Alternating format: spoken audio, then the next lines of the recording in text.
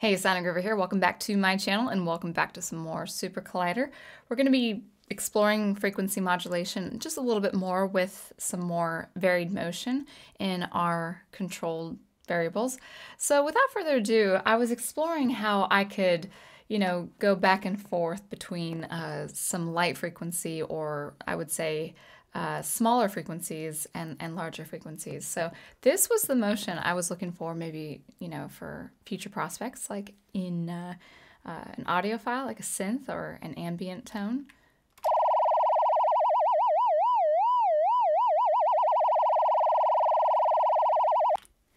So by replacing X-line with another wave type, in this case with an LF parabolic oscillator, I can move between a slow moving cycle or cycles per second to a faster moving cycles per second. And I like that idea. I like that idea of flexibility there. Just the examples below is just kind of a straight line going from 400 to 800.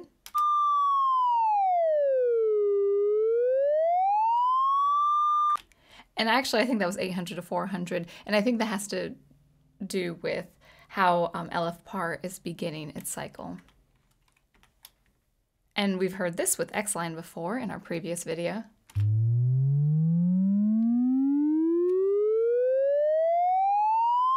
I'm actually not going to go to 8,000. I forgot to modify that.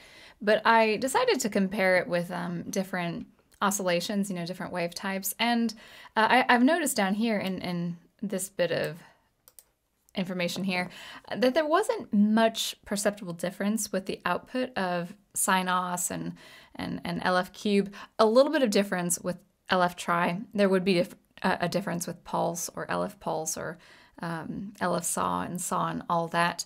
But I think the perceptible difference, if there would be one, would be depending on the actual audio file with its own frequency spectrum and its varying frequencies, and also the respective overtones in that file. So it's something to explore, but as far as tones that you hear here, it's not much difference. So we'll just go ahead and add our synth defs. This is a previous example from a few videos back, a few SuperCollider demos back. I'll just go ahead and plot this, where our envelope now will have a very gradual decline before the release. My previous example had a pretty steep drop, so it's going to be a gradual, more gradual, a lighter sustain and release there. Let's go ahead and hear what this sounds like.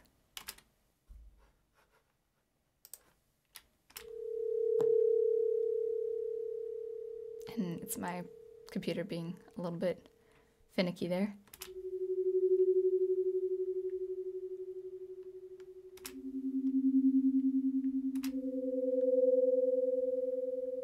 So quite nice with our control variable here, simple sine oscillator at the frequency of 1 cycle per second as a default, but you can see that I have these values quite random here.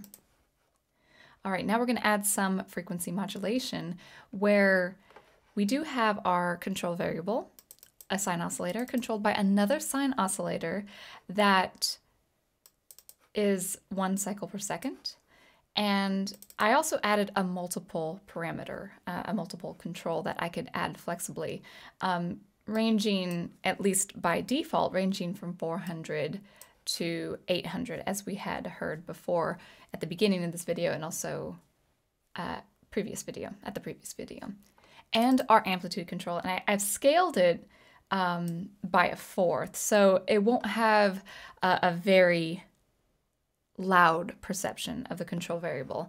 And the default amp for our signal here is 1.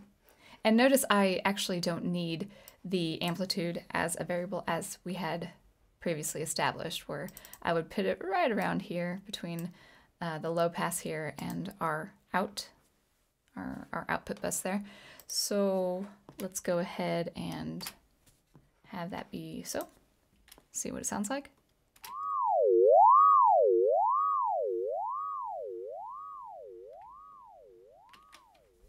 So you're hearing that oscillation at 1 cycle per second, going from the 400 to the 800. Now let's hear a bit of randomness.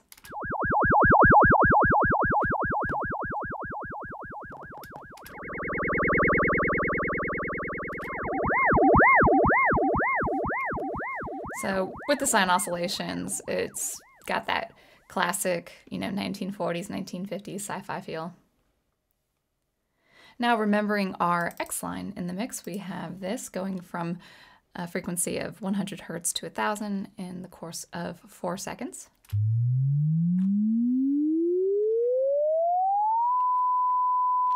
Pretty simple there. Now we're going to add the X line to our signal, a simple signal here.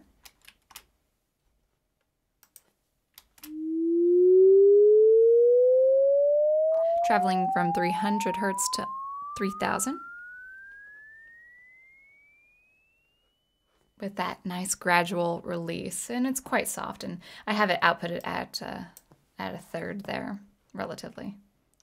But let's add an oscillation control, where we have our control variable, a sine os with an X line, going from 1 cycle to 8 cycles per second in the course of 8 seconds, with the output, or rather the mult argument being 1. So I wouldn't exceed 1 because this effectively functions as an amplitude argument. It's the amplitude of the actual control variable, not so much the output, but I still won't exceed 1 just to play it safe.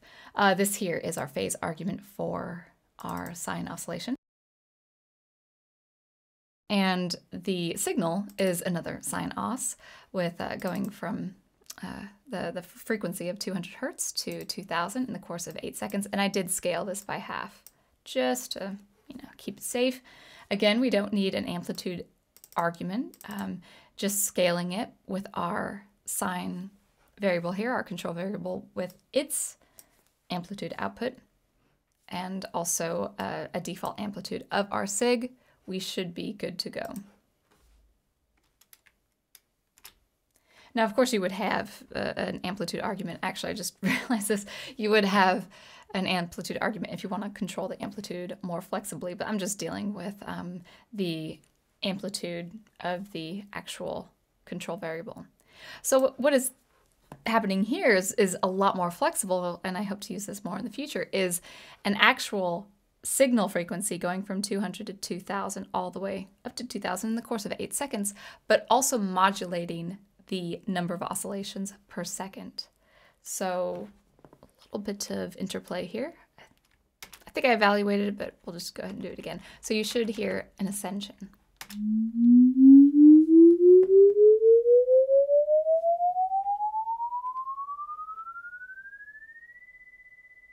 Just that light high frequency just before it's released.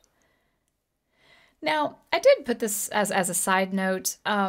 It's not definitively additive synthesis, but it has the perceived, you perceive frequency. It might be additive synthesis now that I think about it, but I'm not sure it's exactly strictly additive synthesis, but you will hear interplay of other frequencies bouncing around if the frequency of the control variable is greater than 10. It's just, to me, it's cleaner sounding. It's pretty nice sounding when it is fewer than 10, but it's not anything you can't do if you want to explore some more complex sounds, and of course that might be a lot more interesting with some audio files. So I actually just kept it clean. We'll go ahead and exceed 10. Why don't we do 50, and you'll be able to hear some other frequencies at play.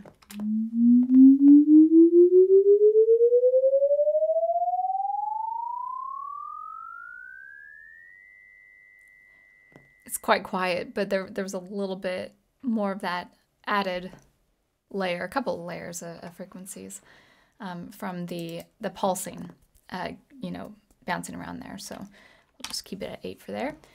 And also now descending in 2 ways. So where we were ascending from 1 to 8 in the course of 8 seconds, going from 200 to 2000 hertz. Now we're just going to reverse the roles, going from 8 cycles to 1 cycle per second, starting at the pitch 2000 hertz, going all the way to 200.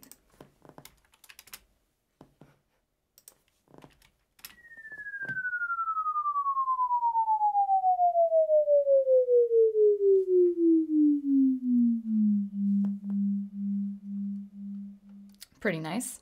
Now, of course, if you descend the number of cycles per second in the control variable, that's not to say you can't ascend, you know, from 200 to 2000. In fact, we'll go ahead and do that.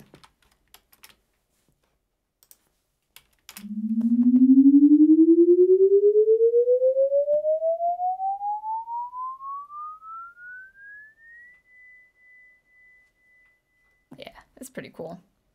So playing with those values is pretty fun to explore. And I just used the same note there. Now we're going to add arguments. So with our ascension, our line there, we'll start with a start value, you know, 1 cycle per second as a default, actually going all the way to, oh, it looks like 10. I reduced it. I remember reducing it. And our signal, our actual frequency, going from 200 to 2000. We are adding a signal duration as well as a sine duration. I just kept it at 8. Those are the previous values as you see here. 8 here and 8 here. And also a different amplitude for both the control variable and also the actual signal that is outputting. So I think that all looks good. I have our signal amp scaled by half, and then actually our sine amp here just at the full value at 1. So there you go. Let's see what this sounds like. Start with a simple line here with the default arguments.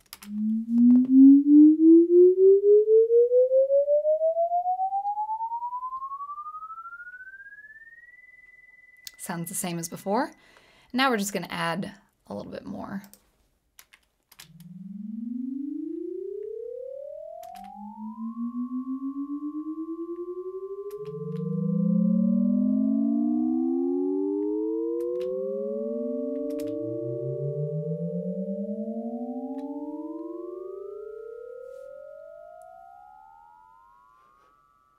So quite quiet on my end, but I just really wanted to have it be a smaller output.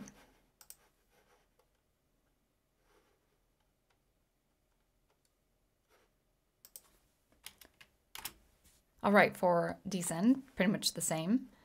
And here we go.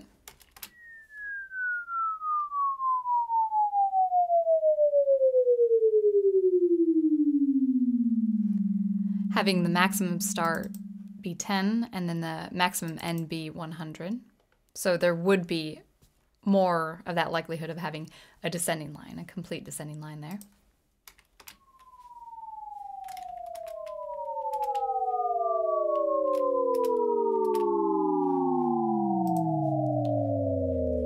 Actually gonna be a little bit more dramatic. Yeah, start. Oh, the signal should be, let me actually reverse that.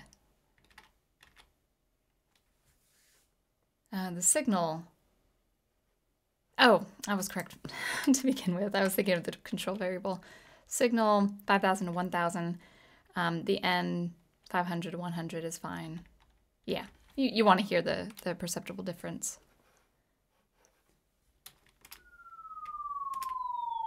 There it is.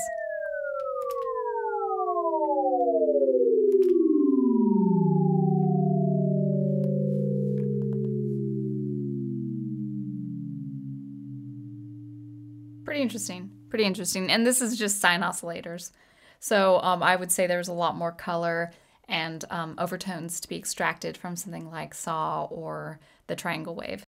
So yeah, some more motion, and I hope to apply this motion in the coming weeks, maybe in the next week or two, with an actual audio file. So that should be fun if I don't explore anything a little bit more complex than this. But I feel like it's off to a good start as far as frequency modulation is concerned. And I hope you have been enjoying this. So stay tuned for some more FM and how it can be applied to some audio files in the future, or just some more complicated sounds and envelopes and all that good stuff.